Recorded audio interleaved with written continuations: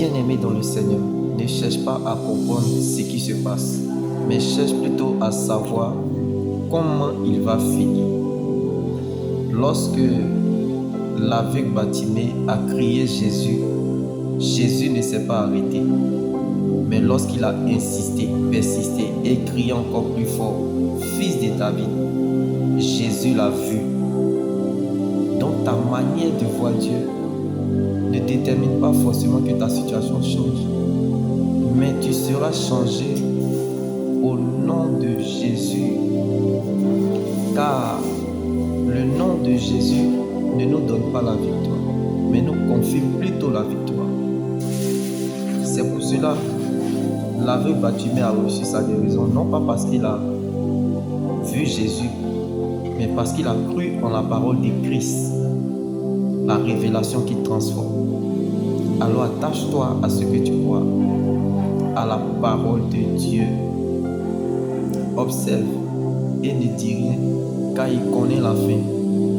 Même si ce que nous serons un jour n'a pas encore été révélé, ne nous basons pas sur ce que nous ressentons à l'instant T, mais restons focalisés sur ce qu'il est pour nous. Comme Bartimée pouvait nous le dire, Fils de David, nous ne combattons pas pour avoir la victoire au nom de Jésus, mais dans la victoire, dans le nom de Jésus. Comme Bartimée a crié, Fils de David, un véritable enfant de Dieu a la victoire avant même le combat. Alors que la joie du Seigneur soit votre partage et votre force, car nous sommes dans le véritable de Jésus. Bartimée, la connaissance qui sauve, il est arrivé à Fils de David, la révélation qui transforme. Comme Paul pouvait nous le dire, en dehors de Christ, nous sommes faibles, mais en Christ, nous sommes forts. Donc même si notre être extérieur se détruit, mais notre être intérieur se renouvelle de jour en jour. Donc tu peux tout perdre sans avoir rien perdu parce que tu te mets dans le véritable.